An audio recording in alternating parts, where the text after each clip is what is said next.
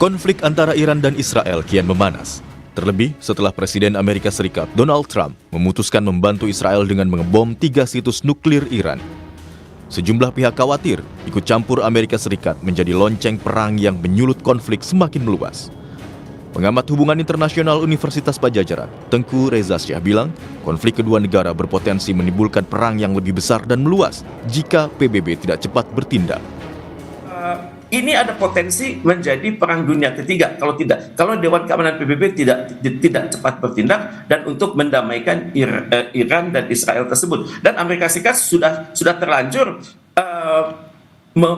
menghidupkan sumbu perang dunia ketiga karena saat ini dunia berpikir-pikir siapa yang akan serangan serupa akan ditujukan kepada siapa. Saya pikir Rusia sudah mulai waspada. Kemudian juga Cina juga mulai waspada. Tapi kalau kita melihat bagaimana kemampuan serangan Iran atas Israel beberapa hari lalu, itu kelihatan sekali. Peluru kendali mereka itu beranak di atas sekitar 40 km dari Israel, dan seringkali peluru kendali tersebut mampu bergerak vertikal, diagonal, dan horizontal. Kita lihat misalnya bagaimana peluru kendali itu berhasil menghancurkan markas Intel dari Israel.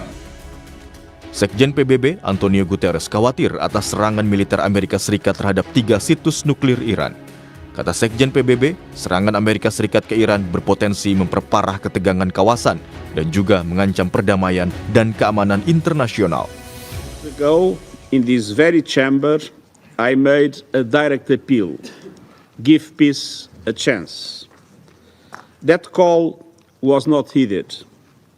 Instead, the bombing of Iranian nuclear facilities by the United States marks a perilous turn in a region that is already reeling. From the outset of the crisis, I have repeatedly condemned any military escalation in the Middle East. The people of the region cannot endure another cycle of destruction. And yet, we now risk descending into a rat hole of retaliation after retaliation. To avoid it, diplomacy must prevail. Sementara, satu langkah baru kini tengah dilakukan pihak Iran. Kami kutip dari Kompas.com yang diambil dari TV pemerintah Iran, pernyataan anggota Komisi Keamanan Nasional Mayor Jenderal Esmail Qowsari. Qowsari menyatakan, parlemen telah mencapai kesimpulan bahwa Selat Hormuz harus ditutup, meski keputusan akhir berada di tangan Dewan Keamanan Nasional tertinggi Iran. Selat Hormuz merupakan salah satu jalur perdagangan minyak mentah utama di dunia, yakni bisa mencapai 20-30% pasokan minyak dunia. Jalur ini juga menentukan kelancaran distribusi dari 20% gas alam cair dunia. Jika penutupan benar-benar dilakukan, maka harga minyak dunia diproyeksikan meroket.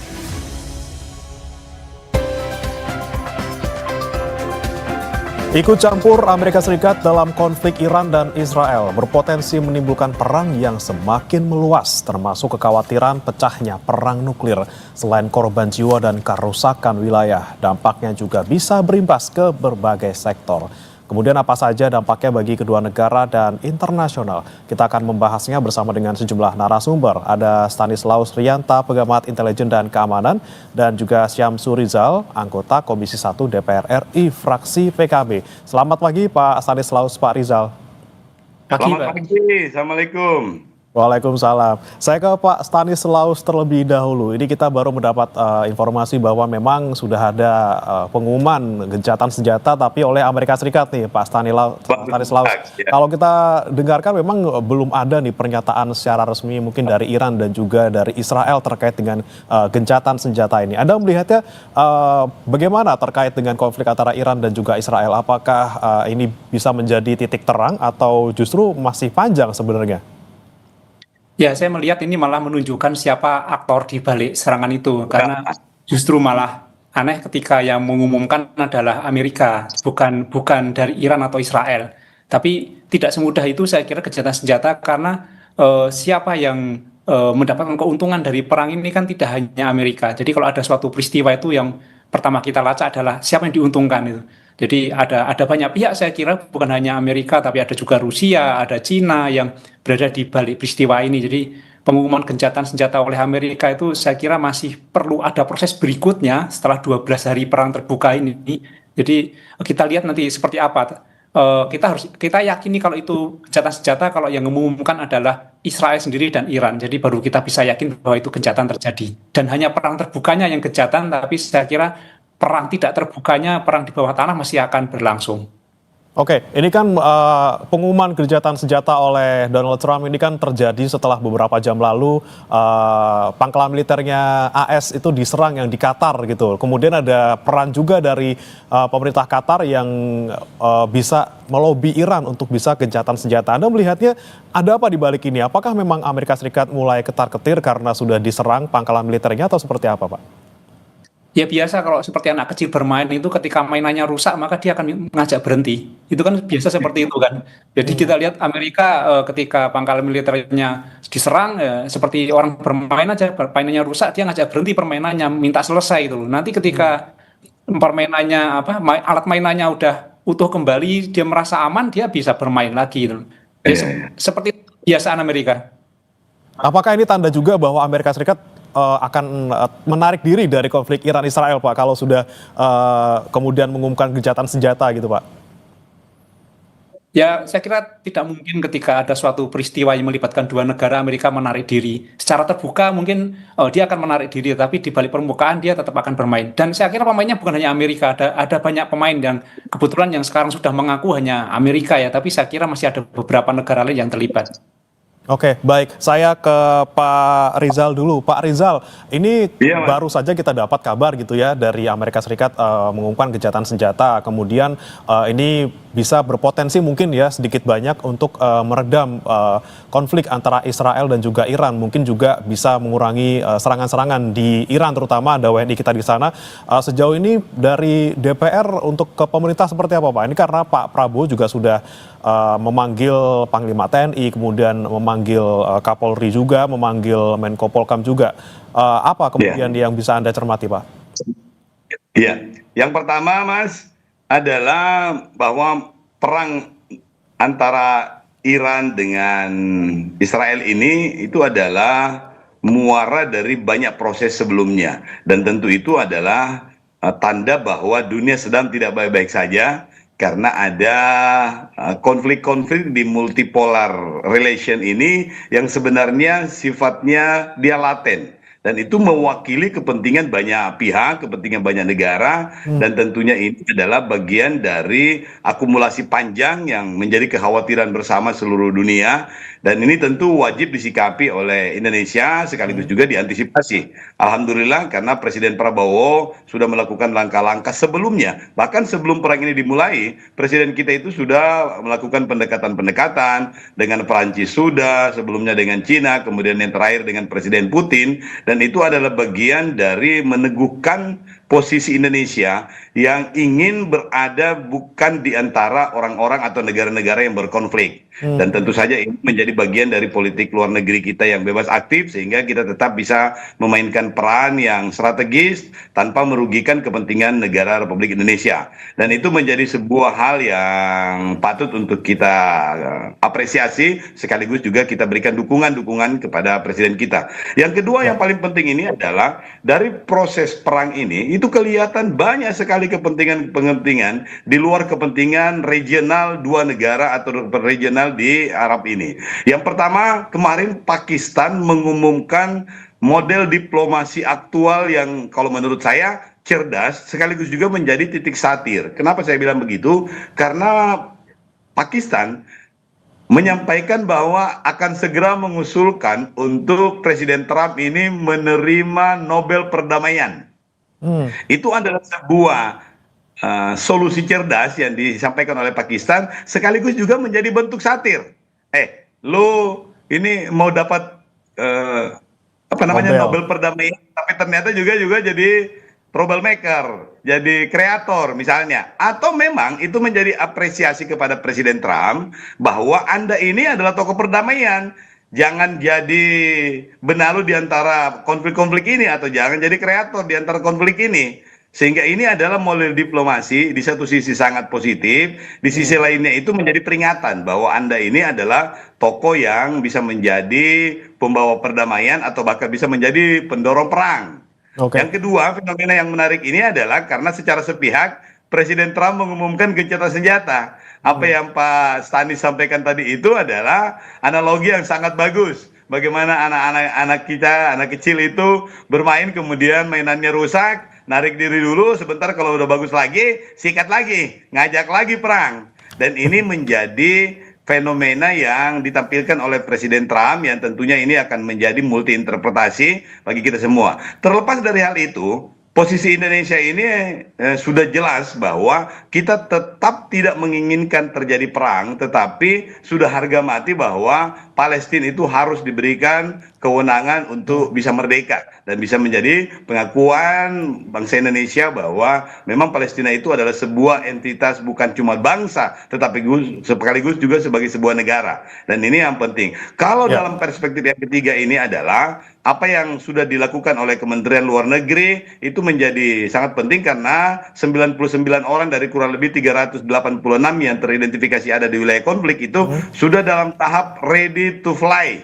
Sudah dalam tempat yang memungkinkan untuk segera dievakuasi kalau eskalasi ini terus berkembang. Jadi dari 386 itu sudah ada 99 dan kita juga sudah minta TNI ini untuk ikut dalam proses ini, baik dalam konteks atase pertahanan yang ada di negara-negara sekitar Arab ini ataupun juga kita mengirimkan delegasi untuk bisa melakukan evakuasi. Kenapa? Karena TNI ini sudah memiliki Undang-Undang Nomor 3 yang baru direvisi Undang-Undang TNI itu, yang salah satu penambahan tugasnya itu adalah bagaimana memberikan perlindungan yang komprehensif terhadap warga negara Indonesia yang ada di luar negeri, terutama dalam keadaan perang. Dan ini tentu menjadi tugas atau domain di TNI yang baru diberikan kewenangan ini. Dan mari kita semuanya ikut mengambil bagian, paling tidak berdoalah supaya segera berhenti karena dampaknya memang luar biasa. Baru perang yang hari ke-13 ini dolar sudah mulai kembali rebound. Yang tadinya kita berharap bisa berada di angka paling tidak di angka 16.000 lah. Tapi ternyata ini sudah menuju ke 16.500 lagi.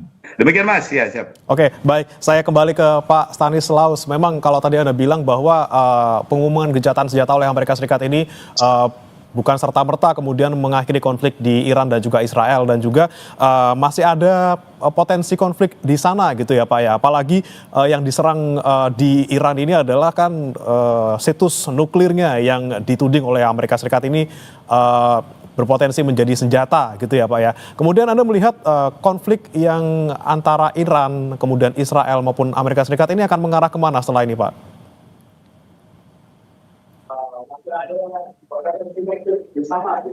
Pak Stanislaus? Ya Pak. Ya. Oke. Ya. Saya kira tadi bisa mendengar pertanyaan saya Pak?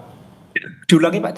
Oke, Tadi baik. keputus. Ini kalau Anda melihat konflik antara Iran dan Israel, kemudian keterlibatan dengan Amerika Serikat akan mengarah kemana Pak? Apalagi yang diserang oleh Amerika Serikat dan juga Israel ini kemarin terakhir adalah di situs-situs nuklirnya.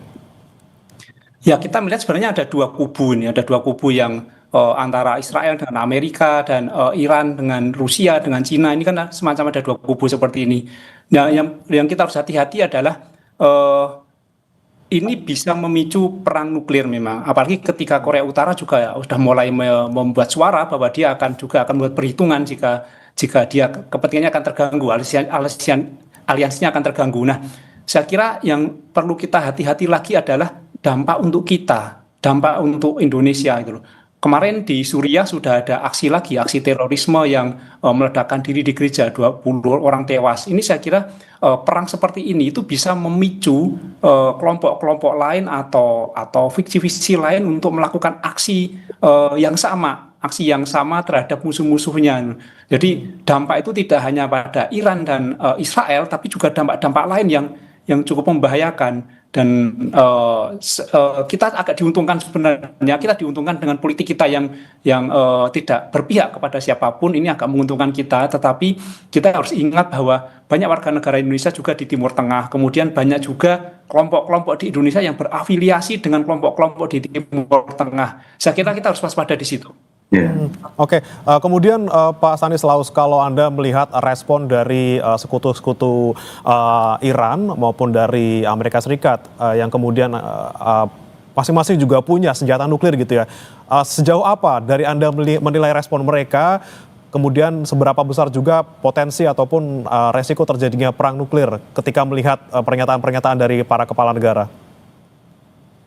Ya, pernyataan ini mungkin masih bersifat untuk menggertak atau menakut-nakutin ya, tetapi ketika sebuah negara menggunakan nuklir untuk perang terbuka, saya kira mereka pasti akan berpikir panjang lagi, karena dampaknya tidak hanya dampak kepentingan negara, tapi ini adalah perdamaian dunia itu, dan dampak nuklir itu saya kira tidak hanya dirasakan pada satu kota yang kena, tapi bisa pada negara dan lingkungannya itu, dan ini saya kira bahaya. Saya kira sudah saatnya kepada PBB atau dunia internasional untuk bersuara untuk menghentikan ini dan tidak menggunakan nuklir lagi sebagai senjata.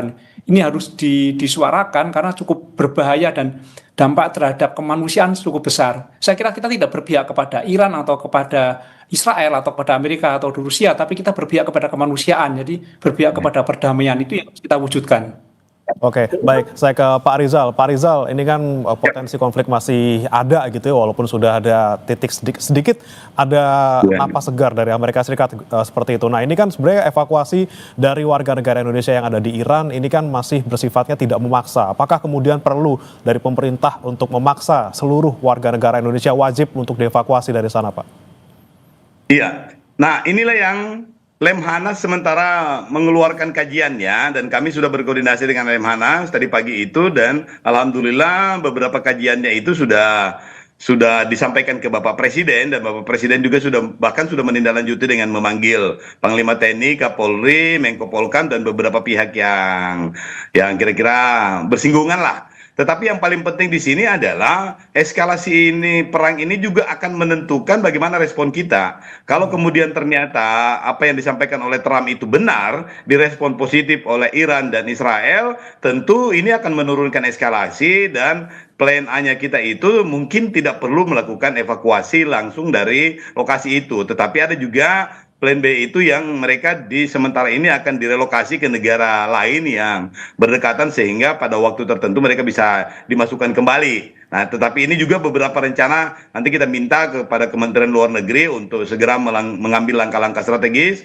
terutama untuk berkomunikasi dengan beberapa kedutaan besar kita yang ada di beberapa negara di sana yang memiliki fasilitas yang cukup untuk menjadi safe house sementara lah, menjadi shelter kita di sana, itu yang tidak perlu dalam konteks diangkut melalui penerbangan, tetapi bisa melalui jalur darat. Yang intinya adalah menyiapkan beberapa program, dan alhamdulillah Kementerian Luar Negeri saat ini memang sudah mengambil langkah-langkah proaktif, dan kita juga dalam waktu dekat ini akan mengundang Kementerian Luar Negeri dan beberapa kementerian lembaga terkait untuk segera membicarakan ini, dan sekaligus juga menyiapkan contingency plan untuk mengamankan warga negara kita yang sementara berada di dekat-dekat atau di dalam lokasi konflik. Oke. Demikian, Mas. Eskalasi harus tetap dilihat ya untuk terkait rencana evakuasi maupun rencana keselamatan WNI di sana. Saya kembali ke Pak Stanislaus. Pak Stanislaus, ini kita kembali berbicara kemungkinan terburuk gitu ya, ketika kita melihat situs nuklir kemudian diserang, kemudian negara yang menyerang ini Amerika Serikat juga diketahui punya kekuatan senjata nuklir yang luar biasa. Kemudian apakah Anda menilai serangan Amerika Serikat beberapa waktu lalu ke Iran, terutama di situs nuklirnya, ini justru kemudian memicu Iran untuk mengembangkan senjata nuklir, walaupun sejauh ini mereka mempunyai situs nuklir ini tidak diperuntukkan untuk senjata seperti itu? Pak Stanislaus. Ya, itu pasti akan dilakukan oleh Iran ketika dia diserang dengan nuklir, dia akan membalas. Ya, Pak? Ya, silakan Pak, dilanjutkan Pak. Benar, Pak ya? Ya, saya kira perang nuklir terbuka ini memang pasti akan dilakukan oleh Iran ketika dia mendapat serangan dari Amerika. Tetapi perang nuklir seperti ini, perang terbuka, itu biasanya tidak lama, karena resource-nya juga pasti akan terbatas. Jadi resource Iran terbatas, Israel terbatas, kecuali ketika ada support dari negara-negara lain. Jadi yang lama itu perang di darat, perang infanteri itu lama, bisa bertahun-tahun. Tapi kalau perang menggunakan peluru kendali, saya kira tidak lama karena akan terbatas. Tapi dampak perang nuklir ini kan sangat mengerikan ya.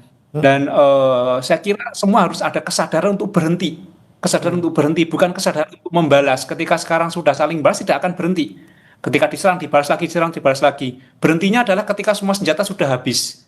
Nah, sekarang adalah kesadaran untuk berhenti itu harus diciptakan, tidak perlu menunggu senjata mereka habis. Karena kalau menunggu senjata habis, ini juga dampaknya akan sangat mengerikan. Tapi saya kira tidak akan lama, ini akan berhenti, karena resource-nya pasti juga akan terbatas. Oke, kalau Anda melihat lagi Pak Stanislaus, Iran sudah menyatakan kemungkinan akan mencabut keterlibatannya dalam NPT, perjanjian NPT Pak, yang dimana sebenarnya NPT ini kan kita tahu perjanjian yang isinya terkait dengan tidak memakai senjata nuklir atau pelucutan senjata nuklir. Kalau Anda melihat Iran sudah mempunyai kemungkinan untuk menarik diri dari perjanjian NPT, apakah kemudian ini juga membuat potensi ataupun resiko perang nuklir ini semakin besar, Pak?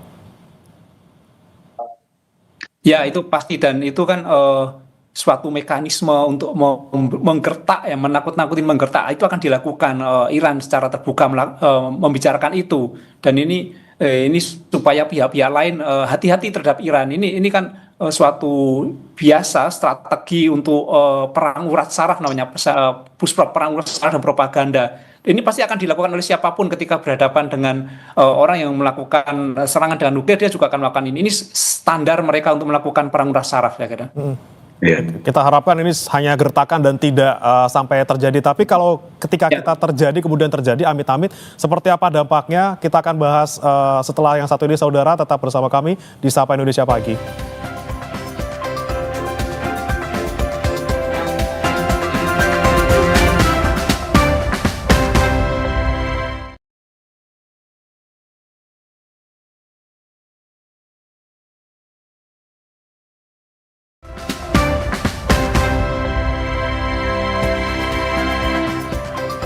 Kembali bersama kami di Sapa Indonesia Pagi, saudara. Kita masih membahas terkait dengan potensi ataupun resiko perang nuklir di tengah konflik antara Iran dan juga Israel. Saya kembali ke Pak Stanislaus. Ini kan memang dari Iran sendiri kita cermati ini mungkin hanya gertakan saja terkait dia menarik diri dari perjanjian NPT. Tapi kemudian kalau misalnya benar-benar terjadi perang nuklir, kemudian melibatkan sekutu masing-masing negara Israel maupun Iran dengan kekuatan nuklir yang luar biasa dimiliki, seperti apa dampaknya jika memang kemudian perang nuklir ini benar-benar terjadi, Pak? Ya, kalau ini terjadi, saya kira dampaknya akan melebihi perang dunia kedua, ya. Jadi kalau memang ini terjadi, ya, dengan sekutu-sekutunya, dan banyak sekali yang akan menjadi korban. Jadi kita nggak bisa membayangkan seperti apa yang akan itu nuklir, karena itu bukan hanya pangkalan militer yang akan diserang, pasti nanti manusia di sekitarnya. Dan saya kira yang lebih penting lagi adalah peradaban akan musnah ketika perang nuklir terjadi. Jadi kita harus semaksimal mungkin untuk mendorong mungkin melalui mekanisme di PBB dan untuk menghentikan ini. Karena kalau itu benar-benar terjadi, saya kira peradaban kita akan hancur. Oke, di sini Indonesia juga mungkin termasuk dalam negara yang potensinya paling aman gitu ya jika terjadi perang nuklir. Indonesia menjadi salah satu tempat yang aman. Kemudian saya mau ke Pak Rizal. Pak Rizal, walaupun Indonesia ini dinilai sebagai salah satu negara yang aman jika amit-amit terjadi perang dunia yang melibatkan nuklir seperti itu, peran Indonesia dalam konflik antara Iran dan juga Israel seperti apa, Pak? Apakah perlu nih kita datang ke Iran kemudian untuk berbicara, ataupun kita cukup saja berbicara ataupun bertemu dengan negara-negara anggota OKI untuk membahas hal ini, Pak? Iya, yang pertama, strategi diplomasi yang diperlihatkan oleh Presiden Prabowo ini udah sangat cerdas. Karena mendatangi beberapa negara yang identik dengan supporter peserta konflik inilah, peserta perang ini. Sebelumnya menandatangani MOU dengan Presiden Prancis, kemudian datang lagi ke Presiden Putin, dan sebelumnya juga ada beberapa proses yang lain. Dan tentunya ini adalah bagian dari strategi cerdas seorang Presiden Republik Indonesia yang patut kita dukung. Yang belum dilakukan adalah bagaimana Presiden Prabowo ini atau negara Republik Indonesia ini mengambil peran lebih strategis. Bisa berkeliling atau menyampaikan atau meminta melakukan konferensi perdamaian, menginisiasi pola-pola gerakan yang selama ini belum dilakukan. Bisa saja ya, Presiden Prabowo menginisiasi untuk mengundang beberapa negara dan melakukan konferensi perdamaian untuk memberikan tekanan-tekanan kepada negara-negara yang akan atau mau terlibat atau ingin terlibat dalam perang ini baik secara langsung maupun tidak langsung untuk segera menahan diri supaya perdamaian bisa segera tercipta. Tetapi ada hal yang sangat menarik. Yang pertama, dalam kondisi internal negara kita ingin supaya di Indonesia ini kelompok-kelompok tertentu yang berafiliasi kepada peserta perang, anggaplah kepada Iran atau kepada Israel ini, untuk menahan diri. Karena Indonesia ini adalah salah satu negara yang sangat diperhitungkan dalam membangun citra dukungan dengan negara-negara lain, sehingga beberapa ormas atau beberapa organisasi yang selama ini teridentifikasi dekat dengan kelompok tertentu atau negara tertentu diminta untuk tidak mengeluarkan pernyataan-pernyataan apalagi yang mengatasnamakan Indonesia. Tentu platform media sosial dan platform digital yang lain ini penting untuk dikontrol, sekaligus juga menegaskan posisi Indonesia bahwa kita di Indonesia ini satu suara, hanya yang suara yang dikeluarkan secara resmi oleh Presiden Republik Indonesia. Yang kedua adalah non-proliferasi ini adalah perjanjian yang selama ini diklaim hanya menguntungkan salah satu pihak, yaitu pihak tertentu yang dianggap mengendalikan isi dari non-proliferasi nuklir ini. Oleh karena itu, ke depan ini menjadi momen penting bagi Iran terutama dan beberapa sekutunya ini untuk melihat kembali bagaimana perjanjian ini direvisi sehingga memberikan ruang yang relatif sama kepada seluruh negara. Ya, sehingga kedepannya nuklir itu hanya bisa dikembangkan untuk kepentingan-kepentingan tertentu, terutama terhadap kepentingan pangan atau kepentingan energi atau kepentingan-kepentingan lain yang sifatnya memang bukan untuk pertahanan negara atau bukan untuk alat-alat perang. Nah, ini yang penting Presiden kita untuk mengambil bagian dalam proses diplomatik internasional ini, ya. Oke, saya ke Pak Stanislaus lagi. Pak Stanislaus, kita melihat memang di perjanjian NPT ini Amerika Serikat ada di sana, kemudian Iran juga ada di sana, tapi Israel tidak ada di sana. Kemudian Anda melihat bagaimana yang dilakukan Amerika Serikat kemarin menyerang ataupun membombardir situs nuklir dari Iran. Ini kan apakah menjadi satu hal yang mengindikasikan bahwa Amerika Serikat ini melanggar perjanjian, ini hal yang ilegal. Kemudian bagaimana dengan omongan orang-orang di luar sana bahwa Amerika Serikat menganut standar ganda, Israel yang sudah jelas punya senjata kemudian tidak diusik, tapi Iran yang kemudian tidak ataupun belum terbukti mempunyai senjata, hanya punya situs nuklir kemudian justru diserang. Anda melihatnya seperti apa, Pak Stanislaus? Ya, negara besar seperti Amerika kan kadang memang maunya sendiri ya, jadi dia hanya mau mengikuti perjanjian yang menguntungkan dia. Itu udah sejak dulu seperti itu, saya kira. Jadi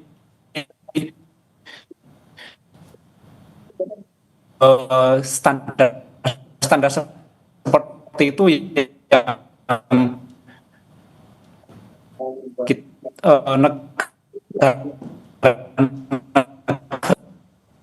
Stanislaus akan dirugi, kan misalnya itu bisa kita lakukan. Saya kira itu standar Amerika seperti itu, memang untuk melakukan standar ganda. Jadi memang dalam hal perjanjian seperti itu Amerika pasti main dua kaki. Dia mempunyai celah-celah untuk tetap melakukan keinginan dia gitu. Jadi saya kira yang bisa kita lakukan adalah kesepakatan dengan banyak negara, kesepakatan yang besar entah melalui mekanisme PBB atau yang lain, supaya Amerika tidak merasa paling besar dan bisa melakukan aktivitas yang menguntungkan dia dan sekutunya saja. Oke, kemudian peran Indonesia, Pak, apakah mungkin punya peran yang cukup besar sebagai negara non-blok dan juga negara yang menganut bebas aktif ini, Pak? Ya, saat ini saya yakin pemerintah sudah melakukan banyak lobby, banyak pendekatan-pendekatan, tapi yang penting lagi sebenarnya di dalam negeri dikendalikan supaya banyak sekali pihak ini yang menyebarkan berita yang disinformasi atau yang mendukung A, mendukung B. Saya kira kita bukan mendukung salah satu pihak dari mereka, kita tidak mendukung pihak yang berperang, kita mendukung pihak yang menciptakan perdamaian. Ini harus kita wujudkan. Ini dia dampaknya, tidak hanya dampak secara ekonomi namun juga ada dampak keamanan di Indonesia. Tadi seperti Anda sampaikan dan juga Pak Rizal bilang ada pihak-pihak yang perlu untuk diredam gitu ya, eskalasinya di lapangan. Ada mereka-mereka yang terindikasi ataupun terafiliasi dengan pihak-pihak tertentu. Ini langkah-langkah yang harus diambil apa nih Pak Stanislaus? Ya, pemerintah harus tegas ketika ada pihak-pihak yang di dalam negeri yang memprovokasi, yang menyebarkan disinformasi, saya kira harus tegas. Jadi tujuan pemerintah adalah menciptakan perdamaian, bukan mendukung pihak tertentu untuk melakukan perang terhadap pihak lain. Jadi saya kira saatnya pemerintah untuk melakukan pentertiban terhadap yang menyebarkan hoax, yang disinformasi, atau yang mendukung pihak tertentu. Jadi kita mendukung perdamaian, bukan mendukung pihak untuk melakukan perang. Ini kita harus tegaskan itu. Baik, Pak Rizal, saya ke Anda lagi. Tadi ada sempat singgung soal potensi adanya aktivitas dari pihak-pihak tertentu di dalam negeri yang mungkin punya afiliasi dengan aktivitas di luar. Kemudian apa yang Anda harapkan dari pertemuan Pak Prabowo dengan sejumlah kepala lembaga negara ini? Apakah salah satunya juga menyasar hal itu, Pak? Karena memang tidak hanya kita ngomongin soal WNI yang ada di luar, kemudian bagaimana dampaknya dengan ekonomi kita, tapi juga keamanan dan juga kestabilan di dalam negeri, Pak. Betul. Dan memang kita minta kepada kementerian, kepada presiden lah, supaya untuk menertibkan, karena ada beberapa materi yang relevan, yang sebenarnya materinya sudah tidak kontekstual. Jadi dalam 2 hari terakhir ini beredar wawancara dengan satu pimpinan organisasi besar, yang kemudian mengklaim bahwa salah satu negara yang terlibat di situ yang relevan, itu tidak memiliki nation, atau tidak memiliki pengakuan kemerdekaan misalnya, atau salah satu negara itu dianggap sebagai negara yang sudah terkenal ekstrim misalnya, dan lain-lain. Dan ini penting untuk ditertibkan supaya ini tidak menjadi wakil dari keinginan Indonesia. Kenapa? Karena dengan proses-proses kapitalisasi isu misalnya, kemudian ada disinformasi atau bahkan misalnya malinformasi kemudian yang di-create dan dikapitalisasi, itu bisa menjadi citra bahwa Indonesia seperti itu, padahal sama sekali tidak. Oleh karena itu memang Indonesia, pimpinan negara kita ini, Pak Presiden itu mesti mengambil sikap untuk menyampaikan secara terbuka bahwa posisi Indonesia seperti ini, sekaligus juga meminta kementerian lembaga terkait, BSSN, Komdiji untuk menjaga lalu lintas informasi ini tidak tanda kutip tidak tercitrakan sebagai mewakili Indonesia. Dan itu tentu butuh kebijakan ekstra, itu strategi kita dalam negeri. Tetapi untuk di luar negeri sekali lagi itu penting untuk diulang-ulang apa yang Pak Stanis sampaikan itu tadi, untuk mencoba menginisiasi gerakan non-PBB kalau perlu di luar untuk beberapa organisasi lain yang sifatnya itu adalah organisasi multilateral, untuk mereka bisa mensuarakan atau menyampaikan kondisi-kondisi supaya orang lain atau negara lain itu bisa menahan diri untuk mengambil bagian dalam perang ini, kecuali untuk perdamaian. Ya. Oke, baik. Saya kembali ke Pak Stanislaus. Ini kalau kita bicara soal PBB, soal keamanan kita akhir-akhir ini, apalagi paling baru terkait dengan Israel dan juga Iran. Bagaimana Anda melihat kemudian peran dari Dewan Keamanan PBB yang selama ini mungkin kita tidak mendengar aktivitasnya ataupun upayanya untuk konflik antara Iran dan juga Israel terutama? Ya, saya lihat Dewan Keamanan PBB terganggu dengan hak veto. Jadi hak veto inilah yang mengganggu peran penting dari Dewan Keamanan PBB. Jadi saya kira perlu mekanisme di luar PBB, saya setuju Pak Rizal, jadi supaya menggalang kekuatan dari berbagai negara, supaya seruan-seruan dari dunia internasional itu tidak terganggu dengan hak veto. Saya yakin Amerika akan selalu mendukung kepentingan Israel dan kepentingan dia yang ketika keputusan PBB itu tidak sesuai, nanti dia akan menggunakan hak veto. Saya kira ini yang menjadi hambatan untuk menyuarakan di PBB. Oke, baik, terakhir saya ke Pak Stanislaus lagi, nanti saya juga ke Pak Rizal. Pak Stanislaus, kemudian bagaimana Anda melihat potensi konflik ini sekali lagi ke depannya, kemudian jangka pendeknya ataupun jangka panjangnya, dan terutama bagi Indonesia, apakah kita juga cukup harus waspada dan juga harus mengantisipasinya dengan waspada juga Pak, melihat eskalasi yang ada sekarang?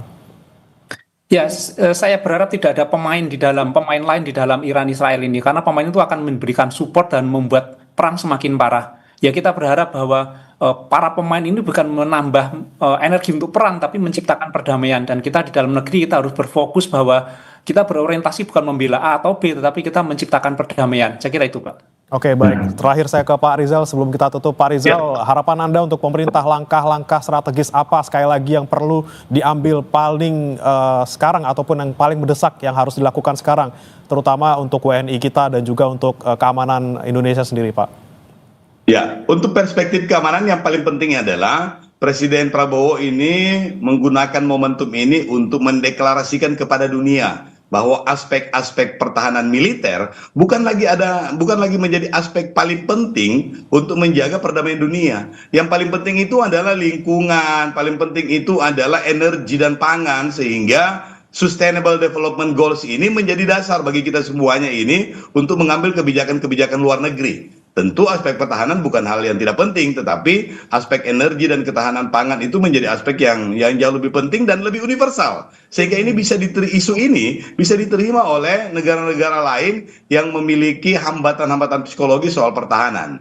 Yang kedua adalah bagaimana Presiden Republik Indonesia bisa mendelegasikan kepada Panglima TNI atau kepada Kementerian Luar Negeri atau kepada lembaga lainnya atau bahkan kepada person KBRI tertentu yang dianggap itu bisa representatif untuk memastikan ada peta pengamanan warga negara Indonesia yang ada di sana dan memiliki beberapa kontingensi plan untuk segera bisa dilaksanakan. Ya, demikian, Pak. Oke, baik. Bukan hanya soal pertahanan, tapi juga ketahanan kita, terutama ketahanan ekonomi. Kemudian bagaimana masyarakat kita juga, sekali lagi tidak hanya soal keamanan, tapi juga bagaimana mereka bisa mendapatkan barang-barang dengan harga yang tidak terlalu tinggi. Karena kan sekali lagi ya, perang antara Israel dan juga Iran ini juga berdampak pada kita secara ekonomi. Terima kasih Pak Syamsur Rizal, anggota Komisi 1 DPR RI, dan juga Pak Stanislaus Rianta, pengamat intelijen dan juga keamanan, telah bergabung bersama kami di Sapa Indonesia Pagi. Selamat pagi, Pak. Selamat pagi.